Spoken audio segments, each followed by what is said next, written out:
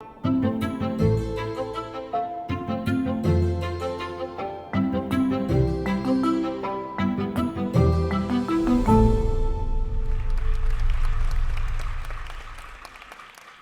really an honor to be here. Not only am I with a lot of wonderful people who've done a lot of amazing things, but being here is a personal pleasure and triumph for me, especially being in this session. A long time ago, my parents said, you know, someday, when you get old, you're going to be part of the establishment. And now here I am, middle-aged, and I'm defying the establishment still. So thank you all. I really appreciate that.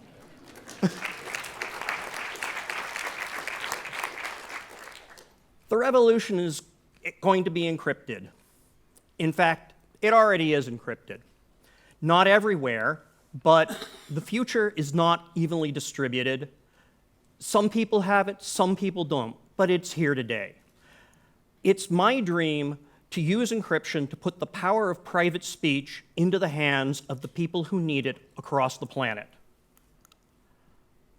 I'm a technologist, and I'm going to be talking about two technologies, both encryption and revolution, and how they apply to human rights.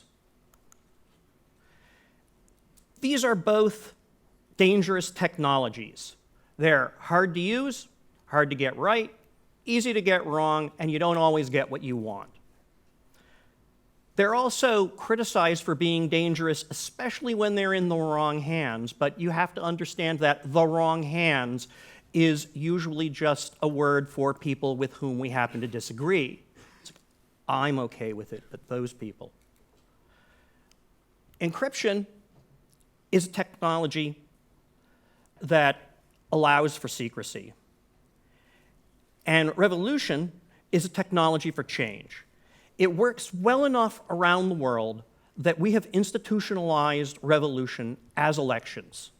It's really easy to forget that every place that we have fair, peaceful elections, we have institutionalized a revolution. There are lots of places, though, where revolutions go horribly wrong.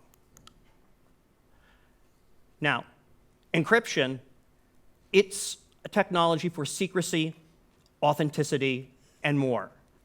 It's one of the best tools that we have to fight back against authoritarian regimes. The basic ideas are really very simple. I can write something that only my partner can read, and they can know that it came from me. That's it. And that is incredibly powerful. The ideas here are as old as writing itself, but modern cryptography is a product of the computer age and only about as old as the internet itself. So as interesting as these technologies are, they're really not what I'm here to talk about. I'm here to talk about what they can do for you. Encryption erases distance. I can whisper in somebody's ear even if they're a world away. I can do business with somebody that I've never met. I can do business with somebody and not even know where they are. It erases distance, and it also often can erase the need for authority, which is why it's dangerous. And these capabilities are very, very important for human rights. The right to speak publicly is an important human right, and we all defend it all the time. But the right to speak privately is an even more basic right. The right to associate with who you choose to associate with, the right to not always be on the record, the right to be stupid or wrong, these are all really basic human rights. And encryption allows us to take that and extend it across distance so that I can do it even when I'm not there. Together, all of that adds up to the right to be left alone. We have the rights to keep unwanted visitors out of our private conversations. This is what encryption does better than anything else in the world. It keeps unauthorized people out of our conversations. Authoritarian regimes, and a lot of regimes that are open and democratic and ought to know better, are accessing the private communications of their citizens all around the world. Now, dictatorships have seized these human rights. They listen in on phone calls. They read the emails of their critics. They're trying to use that information to stay one step ahead of the opposition and to make sure that they're firmly in power. This isn't new. They did this back when letters were on paper. They did this back when phone calls were carried on wires. But today, they use technology to surveil en masse, but the difference is that we have the power through technology to fight back in ways that we never had before either. Encryption works. It's not the whole solution, but it works. That's one of the things that we have learned most, is that it actually does work. And it works so well that the other side spends a lot of time, a lot of effort, and a lot of resources to go around the encryption. Also, revolutions work. We're lucky enough to be living on a planet at the time when we are in a technology revolution as well.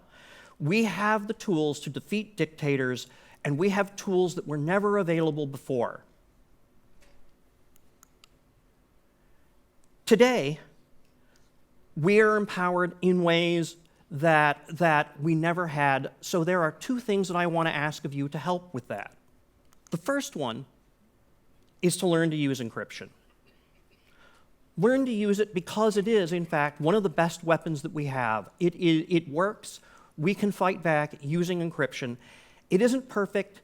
It's still hard to use, but learn to use it because it's the best thing that we have. And the second thing is to tell me what you need. I've had the great privilege to talk to and work with people who are activists, people who are in dangerous places. And over the years, that's helped me build better tools. Those of us who are technologists tend to overthink, overplan, overdesign everything that we do. We build what we think people need. We build to the threat that's in our head, not the one that's there. So we need to know what you really need. We need to know how you work, what you're doing, how you need to do things, because this is the only way that we can make it better. And I know that I have learned from talking to people who are doing this in reality that the thing that I know most about what we're doing is that we don't know what we're doing.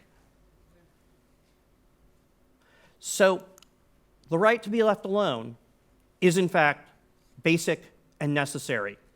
It's how freedom, it's how pluralism is maintained, and it's how you change the status quo under authoritarian regimes.